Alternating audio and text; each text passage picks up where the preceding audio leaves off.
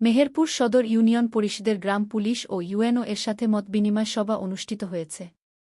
মেহেরপুর সদর উপজেলা নির্বাহী কর্মকর্তা খায়রুল ইসলাম বলেছেন, আপনারা যারা গ্রাম পুলিশের দায়িত্ব পালন করছেন, তারা সাধারণ মানুষের খুব কাছ থেকে সেবা করার সুযোগ পেয়ে থাকেন। তিনি বলেন, দেশের উন্নয়নের লক্ষ্যে সকল কাজের সঙ্গে যুক্ত এজন্য তাদেরকে ধন্যবাদ জানাই।